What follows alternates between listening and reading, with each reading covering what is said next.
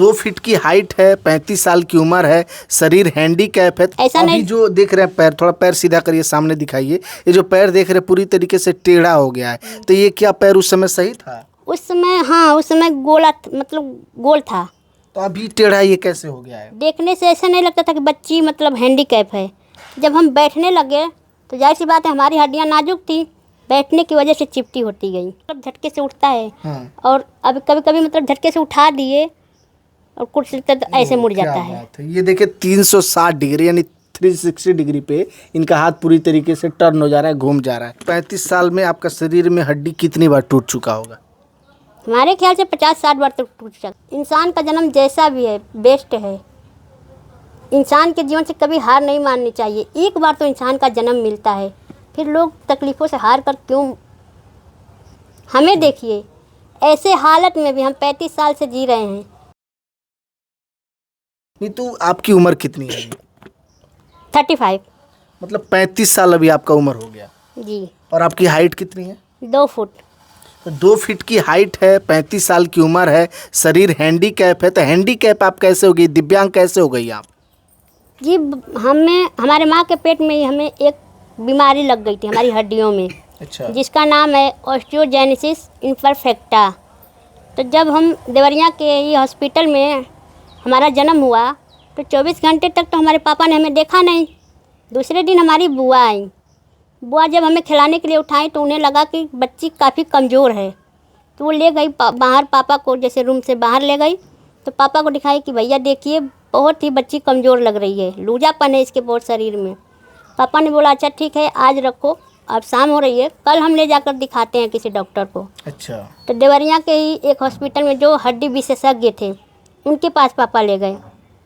उन्होंने अच्छी तरह से चेकअप किया, फिर बोले कि ऐसा है कि आपकी बच्ची की हड्डियों में एक बीमारी लग गई है जो कि माँ के पेट में लग जाती है बच्चों को, तो उसकी वजह से हड्डियाँ ग्रोथ नहीं कर पाई हैं, वो नाजुक हो गई हैं, तो इसका कोई इलाज नहीं है, आप दुनिया के किसी भी डॉक्टर को दिखा लें, ये अच्छी नहीं हो सकती। फिर पापा वहाँ से मायूस होकर घर चले आए। फिर घर आने के बाद मतलब 2-3 जगह ले गए पापा हमें, दूर दूर तक हॉस्पिटल में, बड़े बड़े हॉस्पिटल में, तो वहाँ डॉक्टर ने कहा कि आपकी बच्ची का कोई इलाज नहीं है। मतलब हर जगह से पापा थक गए, लेकिन इलाज कराना नहीं छोड़े। नहीं, इलाज कराना नहीं छोड़े। तो जब मतलब उनको एकदम से अब हो गया कि हाँ हमारी बच्ची नहीं ठीक हो सकती, तब वो जाकर हार मान लिए। तो ये जो शरीर है ये बचपन से ही ऐसे है या बचपन में कुछ और था, अभी कुछ और है? नहीं, बचपन में जब हमारा जन्म हुआ तो हड्डियाँ नाजुक थी, लेकिन हाथ पैर सही थे, गोल थे एकदम। ऐसा अभी नहीं। जो देख रहे हैं पैर, थोड़ा पैर सीधा करिए, सामने दिखाइए। ये जो पैर देख रहे हैं पूरी तरीके से टेढ़ा हो गया है, तो ये क्या पैर उस समय सही था? उस समय, हाँ, उस समय मतलब गोल था। तो अभी टेढ़ा ये कैसे हो गया है? देखने से ऐसा नहीं लगता था कि बच्ची मतलब हैंडीकैप है। जब हम बैठने लगे तो जाहिर सी बात है, हमारी हड्डियाँ नाजुक थी, बैठने की वजह से चिपटी होती गई। अच्छा, बैठती गई तो उसी अवस्था में हड्डी आती गई। अभी जो है कि टेढ़ा हो चुका है। उसके बाद से जब हम 1.5 साल के हुए, उसके बाद थोड़ा गिरना पड़ना शुरू हो गए तो हड्डियाँ फ्रैक्चर होनी शुरू हो गई। अच्छा। जो कि नाजुक थी, नॉर्मल बात है, तो फ्रैक्चर होने की वजह से टेढ़ापन आता गया। हमारे हाथ भी मतलब कई जगह से टूट गए हैं। ये कोहनी है, यहाँ से भी टूट गए हैं, यहाँ से टूटे हैं, तो ये टूटने की वजह से ये जुड़ नहीं पाए। तो ये जो आपका हाथ है ये पूरी तरीके से चारों तरफ में ये घूम जाता है? हाँ, घूम जाता है। ऐसे थोड़ा सा घुमा के दिखाइए तो। मतलब झटके से उठता है। हाँ। और अब कभी कभी मतलब झटके से उठा दिए और कुर्सी तो ऐसे मुड़ जाता है। बात है। ये देखिए 360 डिग्री यानी 360 डिग्री पे इनका हाथ पूरी तरीके से टर्न हो जा रहा है, घूम जा रहा है। तो ये जो अभी पैर हाथ आपका टर्न हुआ है, ये दर्द नहीं किया अभी? नहीं, अब नहीं करता है। जब हमारी हड्डियाँ फ्रैक्चर होती थी तब बहुत दर्द करता था। ये जो आपका हड्डी है इस जगह पे मतलब फ्रैक्चर हो चुका है? हाँ, इस जगह पे अपने अस्थाई वाली जगह पे नहीं है अभी हड्डी आपका? नहीं, फ्रैक्चर होने से अभी मतलब जुड़ी भी नहीं पाया है ये। तो क्यों, मतलब जब फ्रैक्चर हुआ तो इलाज वगैरह नहीं कराया गया कि ये हड्डी सही नहीं हुआ? नहीं, इलाज तो बहुत कराया गया। इलाज करने के लिए हमारे पापा जब बचपन में हड्डियाँ 2-3 बार जब टूटी पहली बार तो ले गए, तो डॉक्टर ने देखा, बोला कि आपकी बच्ची की हड्डियाँ प्लास्टर नहीं की जा सकती। अगर हम खींच कर प्लास्टर करते हैं तो दूसरी जगह से हड्डियाँ टूट जाएंगी। अच्छा। फिर वहाँ अगर प्लास्टर करेंगे तो तीसरी जगह से टूटेंगी, इतनी नाजुक है, तो इसका कोई मतलब प्लास्टर इलाज नहीं है। इसको ले जाइए, घर पे ही दवा कीजिए, कैल्शियम की गोली खिलाइए, शायद हड्डियाँ मजबूत हों तो थोड़ी कम हो जाए फ्रैक्चर होना। तो अभी तक 35 साल में आपका शरीर में हड्डी कितनी बार टूट चुका होगा?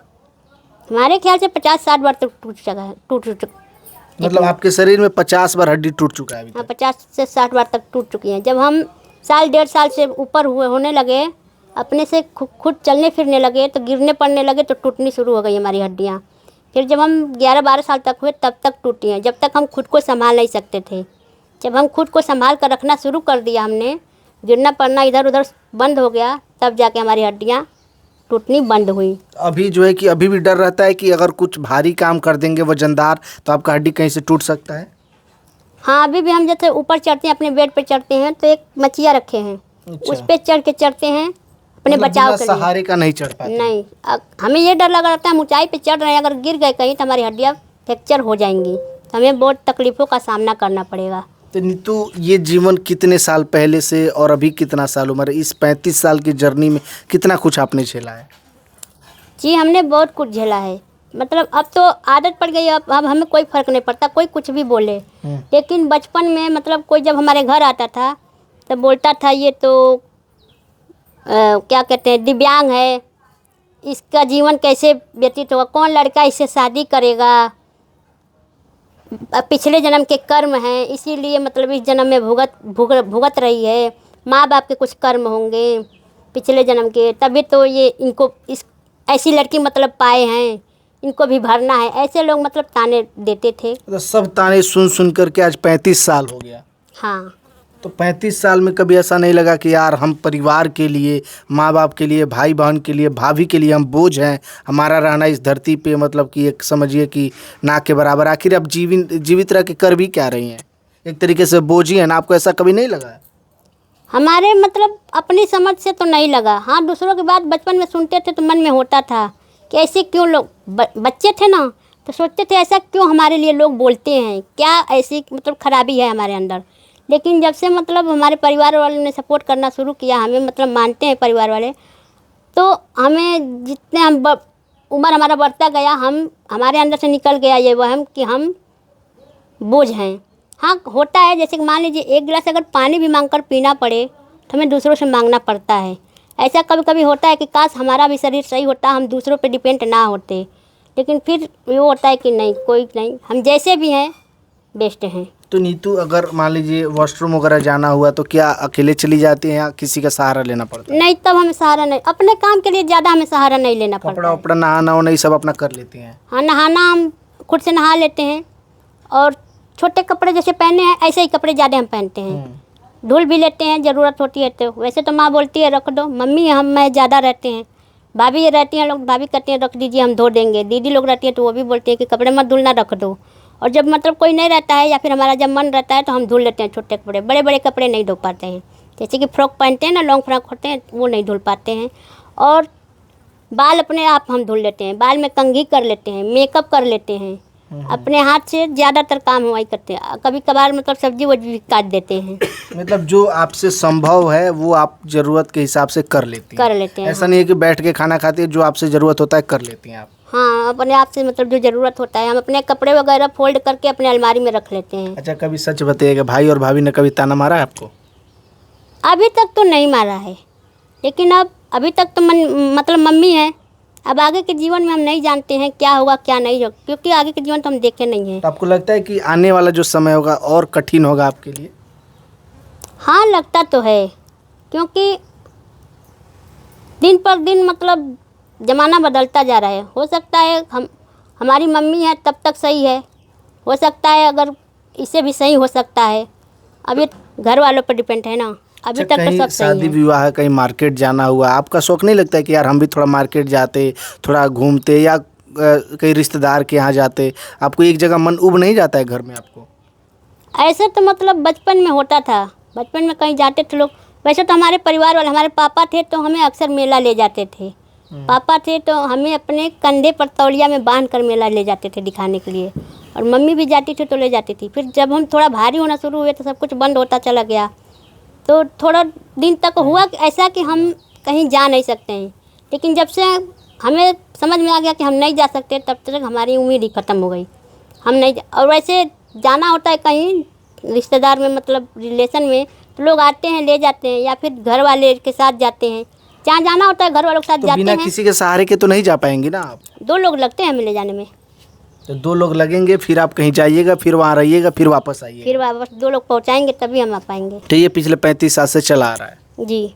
तो नीतू, आप अपने जीवन में इस उम्र में अभी पढ़ाई कितना की हैं आप? 8वीं क्लास तक पढ़े हैं हम। 8वीं तक की। हम्म। कहें आपको नहीं लगा कि यार जीवन भी हैंडीकैप है, तो पढ़ लेंगे तो कुछ नौकरी मिल जाएगा या कुछ बड़ा ऑफिसर बन जाएंगे? नहीं, मतलब तब इतना दिमाग नहीं था ना कि हम पढ़ लेंगे तो हमें नौकरी लग जाएगी, लेकिन फिर भी हमें पढ़ने का जुनून था हमारे अंदर। हम स्कूल नहीं हम जा पाते थे, और पापा थे तो किसान थे, घर के काम में लगे रहते थे। तो फिर हमें बचपन में ऐसा नहीं हुआ कि हम पापा से बोलें कि हमें पढ़ाई करनी है अभी, लेकिन पढ़ने का मन था। हम ये सोचते थे सब बच्चे जैसे जाते हैं, हमारे भैया पढ़ने जाते हैं, हम भी पढ़ते। तो हमारे छोटे भैया जब पढ़ के आते थे तो हम उन्हीं का देख के, वो घर पर जब अपना होमवर्क पूरा करते थे तो उन्हीं के साथ बैठ कर पढ़ते थे हम। अच्छा। तो 5वीं क्लास तक हमने उनके साथ खुद से कोशिश करके पढ़ा है। जो भी चीज़ें होती थी हम पापा से मांगते थे, कॉपी किताब कलम सब पापा ला कर देते थे, लेकिन स्कूल पर मतलब जाने का दिमाग हमारे अंदर नहीं आता था। हम पापा से बोले के भी वजह से आप स्कूल नहीं जा पाती थी? तो फिर हम पापा से, जब हम 5वीं तक पढ़ लिए घर पे, तो हम पापा से जिद किए, पापा हमें पढ़ना है, स्कूल में हमारा एडमिशन कराइए। तो पापा बोले भैया को कि जाओ लेकर इसे एडमिशन करा दो। उसके बाद पापा खुद हमें व्हील चेयर से लेकर जाते थे और रोज़ लेकर आते थे।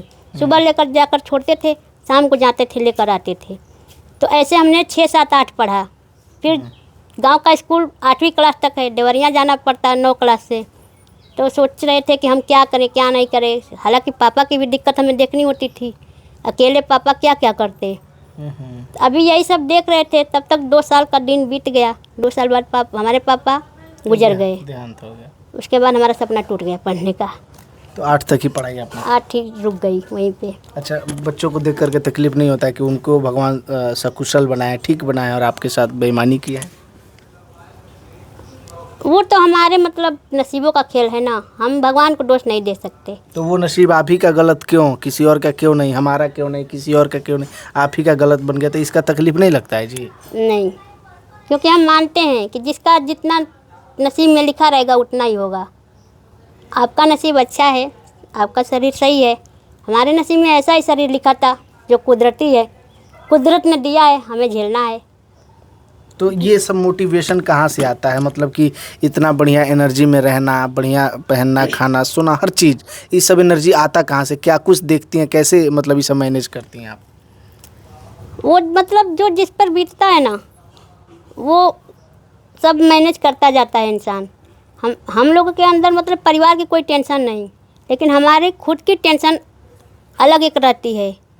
हाँ, तो इससे मतलब समझ में आता जाता है कि हाँ यही सब है तो यही सब रहेगा, तो यही जीवन अब है, इसी को जीना है। तो वही मान के हम जैसे हैंडीकैप लोगों के अंदर बहुत तकलीफ होती है अंदर, लेकिन ऊपर से मतलब कोई समझ नहीं पाएगा हम लोगों को। अच्छा नीतू, आप जीवन को जी रही हैं कि जीवन को काट रही हैं?